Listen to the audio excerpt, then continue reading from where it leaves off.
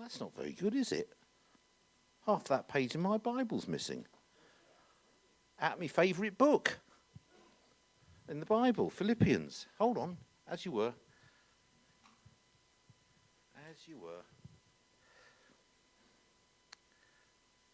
Here we go.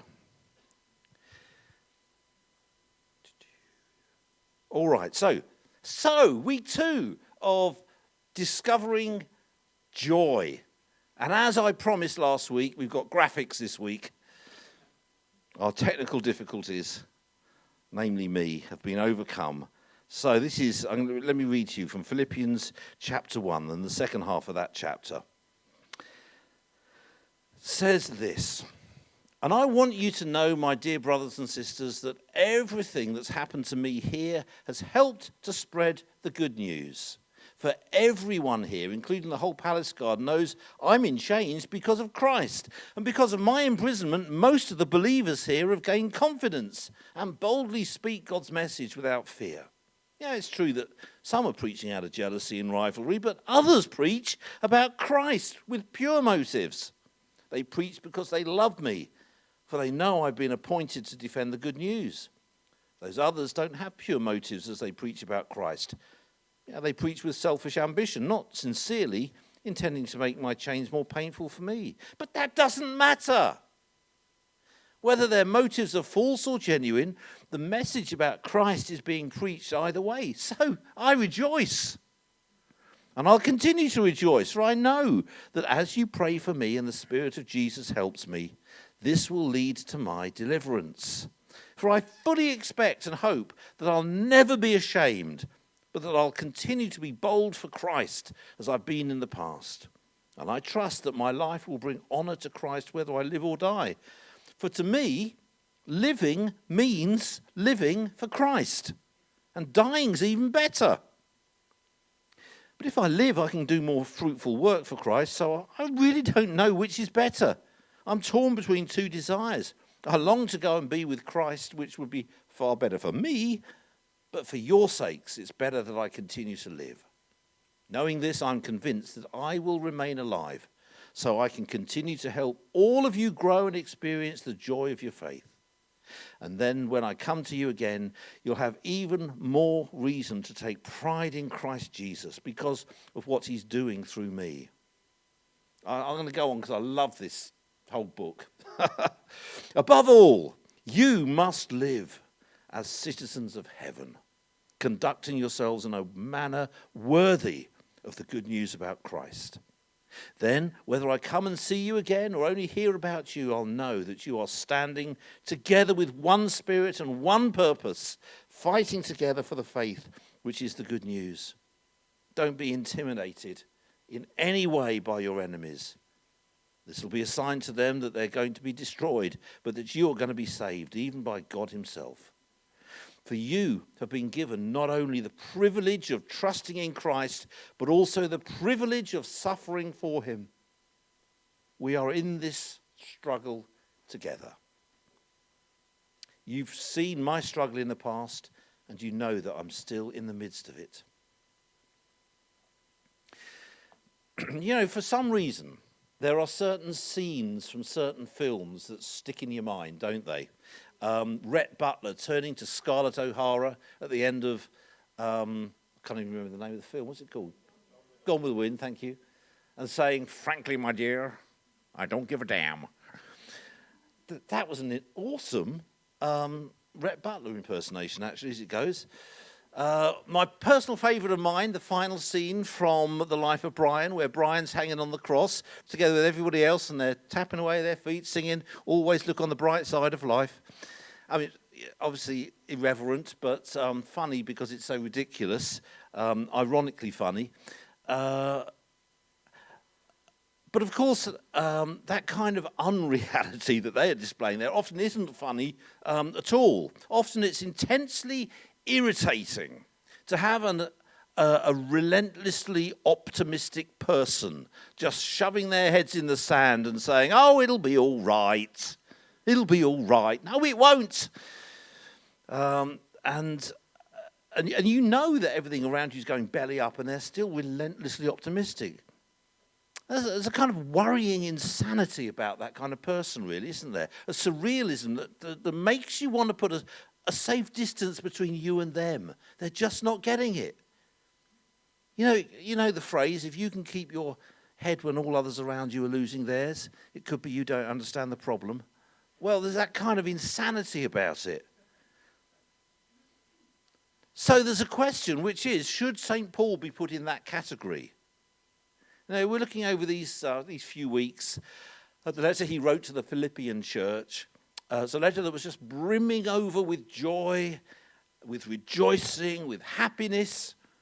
A letter that was written whilst everything around him and the people he was writing to seemed to be falling to pieces. Now, I was mentioning last week, Paul had in the recent years leading up to this letter been flogged, beaten, turned on by a mob, arrested, shipwrecked, imprisoned, slandered. And he was writing to a church that was feeling persecution really beginning to bite. The year is AD 61, and that was the decade in particular that the church began to experience the full force of opposition from the Roman Empire and actually from society in general. The Jews had woken up to the realization that we really oughtn't to have anything to do with them. They're not a sect of nothing to do with us, and they try to distance themselves from the Christians, and it was all getting very dicey. It was a difficult time for Paul. It was a difficult time for the church in Philippi. It was a difficult time for believers around the world. And here's Paul in the midst of it all, writing a letter that is overflowing with a sense of his own joy and with reminders to his audience to rejoice as often as possible. As we were seeing last week, Paul isn't unhinged.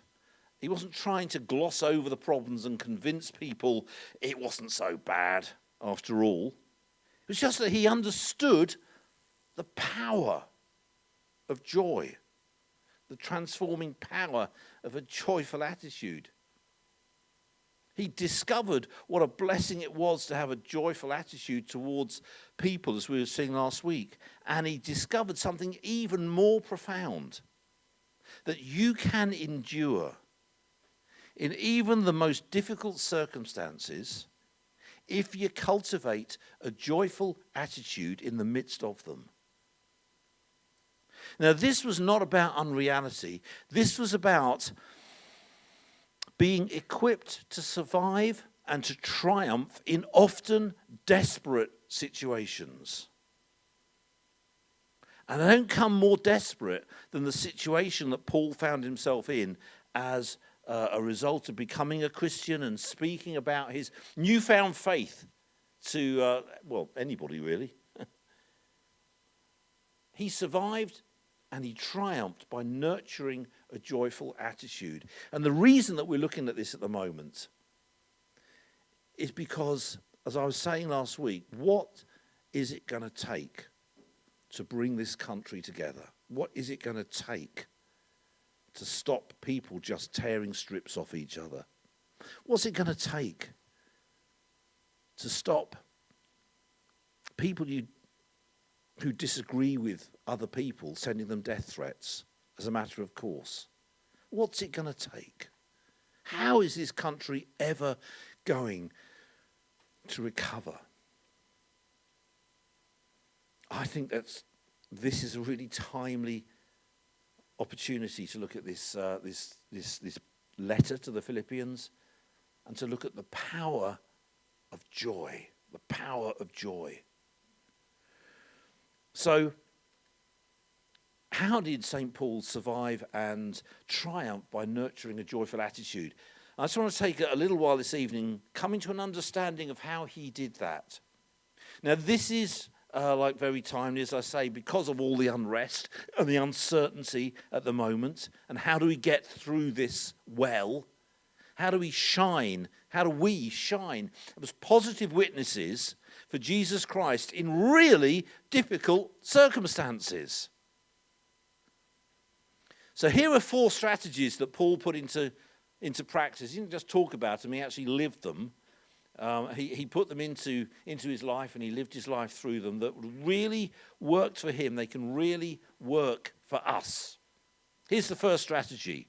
It's this: differentiate between your outlook, which is defined by your inner attitude, and your circumstances. Differentiate between your outlook, which is defined by your inner attitude, and your circumstances, which are defined by external events.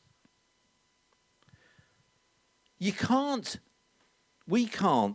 control much of anything out there. You can't control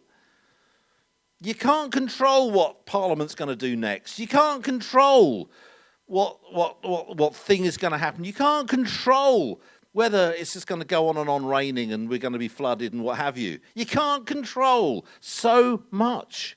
We can't control the economic forces in the world that lead to our jobs being on the line. You can't control other people's life choices which affect us. Those are all circumstances, and we interact with our circumstances and produce a response. The response we give is our outlook. Our outlook can be shaped and steered by those circumstances or not. So look at the situation that Paul found himself in. He said, and I want you to know, dear brothers and sisters, that everything that has happened to me here, i.e. the circumstances, have helped to spread the good news. This isn't just sort of playing with words. It was the secret ingredient, if you like, that enabled Paul to withstand the circumstances that would just have flattened most other people. He disengaged his circumstances from his outlook. He wasn't in control of his circumstances, so he left that up to God. But he could shape his outlook. He could determine how he was going to react to his circumstances. And so that's what he focused on. How am I going to react here? Far too many people assume that it's the circumstances that dictate how we react. You know, I go home, I'm really ratty with everybody. Oh, I've had a bad day at work. So that's how I react because of the circumstances that I've experienced all day. You know, it's horrendous traffic. So by the time you're 10 minutes into your journey, you're beeping your horn and you're revving your engine and you're... Oh, it's the horrendous traffic. It's the circumstances. Far too many people assume that it's the circumstances that dictate how we react and therefore the outcome. Paul would beg to differ. He would say, difficult circumstances you will always have with you. They don't need to dictate the outcome of your life. Your inner attitude, empowered by the Holy Spirit, is what does that. And Paul goes on to share the ultimate example of this principle in this chapter in Philippians, verse 21. What if circumstances get so bad that your very life is at risk? When it gets that bad, surely it's got control of your life and how you respond. Well, not Paul. He says, listen, for me, living is for Christ and dying is even better. He is actually free from circumstances dictating his outlook. He's free from it. Am I free? No. No, I'm not. I can moan with the best of them. I've got a black belt in whinging, me. But by God's grace, I'm wanting to head in that direction. So that even though my circumstances often aren't great, I don't allow that to shape my outlook. And every time I remind myself of that, it's a very freeing thing. Now, one aspect of that disengagement of circumstances and an outlook is that whatever the circumstances we find ourselves in, we can still aim to fill our lives with inspiring goals. The freedom to have inspiring goals is not dependent on the right circumstances. Paul's life was full of inspiring goals, but he's under house arrest. He's chained night and day to a Roman guard. He's unable to visit any of the churches that he's launched. He's unsure of when the order was going to come to have him executed, beheaded as it happens. What kind of inspiring goals can you have in those circumstances? Well, here's one of Paul's most inspiring goals. For I live with eager expectation and hope that I will never do anything that causes me shame, but that I will always be bold for Christ as I've been in the past, and that my life will always honour Christ, whether I live or die. What he's saying is, look, I'm going to live a life that honours Jesus Christ, whatever the circumstances. That is the major goal, he's saying, for the rest of my life. Each day, I'm going to choose to live a life of passion that doesn't fade away and becomes less than it was in easier times. Each day, I'm going to be bold for Christ. My colours are going to be clear, and I'm going to honour Christ irrespective of the circumstances. That is the goal that inspired him for the remaining years of his life. Even when he was old and suffering from arthritis, an old man on his own, deserted by everyone. Someone's even got his cloak, as I was saying last week. And he's having to write around for it. Here you come. If you remember, bring me cloak. You know the one that's on your back at the moment. You know the one. And he's deserted by everyone. That was still his goal.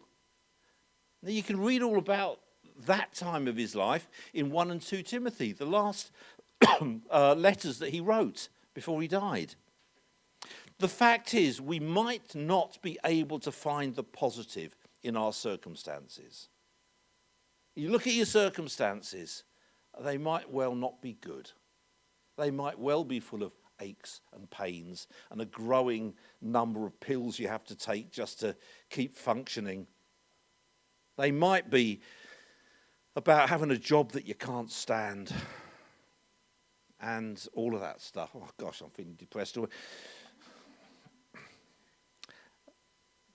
There's not a lot of positive in your circumstances, maybe, but you can find a positive outlook, because our outlook is defined by our inner attitudes and by our inspiring goals. Not just any goals. We don't get to define those goals. The goals that really inspire are the goals that God has for us. You know that famous passage of verse in Jeremiah, for I know the plans I have for you, says the Lord. They're plans for good and not for disaster, to give you a future and a hope. Those kind of goals, the ones that God gives you. When God births those plans, those inspiring goals in our lives, and we choose to let those plans, those inspiring goals inspire us and define us, then you can find the positive, whatever the circumstances. I'm not looking at my circumstances. I'm looking at my God-given inspiring goals. That's what cheers me up. For me, the inspiring goal is that broken lives can change. People can find a new start, a new hope, a new focus. You know what inspires me? We had a young girl in church this morning at Westgate. Last night, she had a miscarriage. This morning, she came to church. First time. Because that's where God drew her. That's what God knew she needed. A bunch of people who are actually going to support her. That inspires me. That's what I want to build. I want to build that place. Not the kind of place that said, well, who's your husband? You have no husband. But the kind of place that says, oh, have another cup of tea and tell us about it. I want to build a place where people can find a new start, new hope, new focus. And that's the point. The plans that God's got for me are to do with seeing people's lives change. And I can put up with just about any circumstance. Just about, don't push me. I'm a pastor on the edge.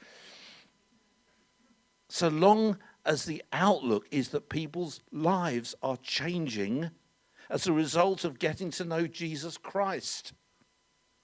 That's the inspiring goal for my life. To see lives transformed. To be a small part of that happening. It has nothing to do with circumstances. It has everything to do with the outlook that God has placed in my heart. Now, this may surprise you to hear, but I am not a relentlessly optimistic person.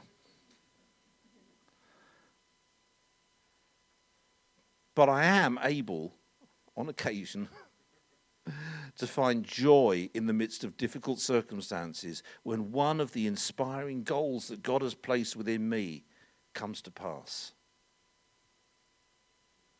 My personal journey is to have that define more and more of my life. That's me. But let me ask you, what inspiring goals do you have in your life? I mean, what gets you up in the morning and floats your boat, to mix my metaphors? What's inspiring for you? Have you made the mistake of attaching your inspiring goals to circumstances being just right? I feel so fed up that I've got all these great dreams, but I can't do anything about them because of my circumstances. What? You mean like, oh, I don't know, being arrested, being chained to a Roman guard, being unable to visit the very churches that you've started? I feel like this. I've started loads of ministries around the world. I can't afford to go and visit them. I'm frustrated. But actually, I'm not going to let that shape my outlook. God's still got a way. God can still sort this out. But if you link your inspiring goals to your circumstances, I would respectfully suggest that your inspiring goals are too small and not worthy of giving your whole life to. If you're waiting to see those goals fulfilled for when the circumstances become right, they're not worth waiting for. Because the ones that are going to come about anyway, whatever your circumstances, they're the God-given ones. They're the inspired, the awesome ones. When God places an inspiring goal in your life, it can be worked out whatever the circumstances. So here's the third structure that Paul has in his life that enabled him to find the positive in his situation, whatever the circumstances. He became part of an encouraging circle. In fact, to be accurate, he positively cultivated an encouraging circle. Here's something that will come as no particular revelation to any of us. It is very difficult to stay positive and encouraged about life on your own. if you have no interaction with anybody else, it's really difficult to stay encouraged and positive. We were hearing about that earlier, about having the right group of people around you that Sharon was talking about. To stay positive and discover the positive in what can be difficult circumstances, we have to be part of an encouraging circle of people. And one of the things I noticed about Paul as he writes to different churches is how much of a priority this is for him. He's forever mentioning people who are with him, asking for prayer for the people that he's writing to, talking about his co-laborers and so on. Paul was not a lone ranger, which reminds me of something that Harvey said just recently when he was trying to be encouraged to go up to bed. And his response was, "I'm not a lone wolf, you know." I don't care if you're a lone wolf or not, get up to bed. But anyway, Paul wasn't a lone ranger. He really recognized the importance of team, the importance of the encouraging circle. So it's no surprise that he says to the Philippians, "But whatever happens to me, you must live in a manner worthy of the good news about Christ as citizens of heaven. Then when I come and see you again or only hear about you, I'll know that you are standing side by side, fighting together for the good news." They're part of his encouraging circle. Now, an encouraging circle helps you to keep circumstances and outlook separate. An encouraging circle helps you to keep the inspiring goals when the circumstances threaten to overwhelm you and demoralize you. The problem is, when you're feeling overwhelmed and demoralized, what do we most often say? "Oh, I can't be doing with going to church. Oh, forget the small group. I can't be bothered." And we isolate ourselves. You'll know that. You know that it's the very time you need church most. It's the very time you need your connect group most. It's the very time you can think of 100 great reasons not to bother. Why? Because that's Satan's tactic, isn't it? Divide and conquer. But an encouraging circle helps you when you're feeling overwhelmed and demoralized. Even Jesus needed an encouraging circle, didn't he? Why do you think he took his disciples with him to the Garden of Gethsemane? In case he got lost? No. Because he's afraid of the dark? No. And he didn't take them there to have a teaching session or even a joint prayer meeting. They were there so that he wouldn't be on his own. They were there to encourage him. Okay, they fell asleep, but, can't have everything. To break through the tendency to let circumstances dictate how we feel about things and what response we give, so that we can get into the arena of the joy that comes from finding the positive in things, we need the help of the encouraging circle. If I was to ask you to name your encouraging circle, what names would come to your mind, I wonder? Perhaps even more pertinently, how many lists would your name be on? Who encourages you, and who do you encourage?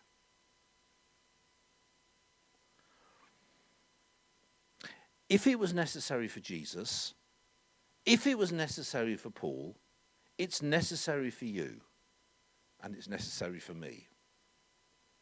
So here's the fourth strategy that Paul employed to help him see the positives in his situation and therefore to release joy into his life. That he understood his current situation in the context of eternity. Now, one of the destructive forces in our lives is the loss of hope. Where there's hope, No, where there's life, there's hope. Cicero said that 2,000 years ago. Where there's life, there's hope. But I'm not entirely sure that's true, because you can go on living, but without any hope. But when hope goes, just about everything else dies, particularly the attitude of joy. And one of the biggest destroyers of hope is a loss of perspective. If all we can see is unremitting doom and gloom, if doomery and gloomery is your stock in trade, it's hard to have hope. You know, sometimes in my life, and seasons in my life where I'm struggling with stuff, you'll probably be able to relate to this. You'll wake up in the morning, and there's a fraction of a second before you remember what the weight is, what the situation is you're in. And then it kind of like hits you like a weight, a force bearing down on you. And you're back there, oh, yeah. When there's that level of stress and doomery and gloomery, it's really hard to have joy. And like I say, one of the biggest destroyers of hope is the loss of perspective. But this is the unique perspective of Christianity. Our future is anything but doom and gloom. Our future is incredible. Our problem is we all too easily lose focus on it. And when we lose focus on our future, we tend to realign that focus on the problems in our present. Now, that's a big mistake if we want to maintain a positive outlook in difficult circumstances. One thing you can say about Paul was that he never allowed his current situation or his current circumstances to obscure his view of eternity. You know, as he said to the Philippians, I am torn between two desires. Sometimes I want to live, sometimes I want to go and be with Christ. Oh, that would be far better for me, let's be honest, but it's better for you that I live. Whatever circumstances I am currently in, my situation is positive, my outlook is positive because of what lies up ahead. What lies up ahead is far better than even the best scenario we can find ourselves in here on earth. And when the scenario we find ourselves in here on earth is dreadful, which sometimes it is, that is unable to take away from the amazing future that we have lined up in eternity. On the contrary, the realization of what we have waiting for us up ahead can absolutely impact and change our attitudes here and now. Like Paul tells the Philippians, but whatever happens to me, you must live in a manner worthy of the good news about Christ as citizens of heaven. The positive hope up ahead invades and changes the situation here and now. How can we remain positive in dreadful circumstances? And let's face it, we all face dreadful circumstances from time to time. By being convinced that this, hard though it is just a passing thing. This too shall pass. Heaven is waiting for me. And that is going to more than compensate for the hard times right now. You know, as Paul put it in his letter to the church at Corinth, these hard times are small potatoes compared to the coming good times, the lavish celebration prepared for us. Now, that's not escapism, that's reality. It kept things in balance and in proportion for Paul, and it can for us as well. The best is yet to come. Now, you and I do not have a choice regarding our circumstances. They largely just happen to us, to be honest. Not always, but mostly. Circumstances are what we find ourselves in. Our outlook within that, that's where the positives lie. And the way we handle our outlook determines whether we maintain a joyful attitude or not. That joyful attitude is within our reach. And the benefits of a joyful attitude are immense. It's within our reach because of the inspiring goals that God's placed in our hearts. And we can discover and nurture and allow them to fill our lives. It's within our reach because God provides not just inspiring goals, but an encouraging circle. If we choose to find and nurture that encouraging circle and seek to be part of at least one other person's own encouraging circle. It's within our reach because of the joy set before us. However difficult the current circumstances, we've got heaven set before us. Heaven is set before us. The incredible discovery that Paul made was that he didn't have to let his life be dictated by his circumstances. Circumstances were not the source of his joy or the cause of the disappearance of his joy. Circumstances come and circumstances go. But Paul discovered something rather more constant to base his joy on. God had filled his life with inspiring goals. He'd provided him with an encouraging circle. And he'd set before him the incredible vision of eternity. I mean, he's actually been to heaven in a vision and seen it and heard things that he's not allowed to speak of. And that's fueling him and keeping him going. For me to live is Christ, to die is gain. I get to live in what I saw. Whoa. I realise I'm getting older than you, faster. But this becomes more real to me as year succeeds to year. I'm getting more excited about heaven as I get closer to it. No wonder Paul's joy overflowed. No wonder it did. The incredible joy of finding the positive in our situation. And I want to pray for you that you do too. And Lord, I just thank you so much that you've given us the example of Paul chained up. Just imagine for a moment what those Roman soldiers were going through, chained up to an evangelistic maniac. Everybody's heard the gospel, as he once put it, and many times, I would imagine. But I thank you that even in that situation, even in those circumstances, he still found joy. And that joy not only kept him going, but helped him to rise up above these really discouraging circumstances. And I pray for us. We maybe feel trapped in a life or a job or some kind of situation. And there seems to be no way forward, no way out. Yet still we can rejoice.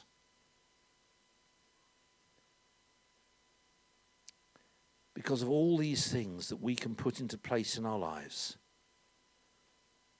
You have inspiring goals for us, Lord. You have encouraging circles for us. And finally, you have eternity before us. May we fix our eyes on that. And I pray it for each one of us in Jesus' name. Amen.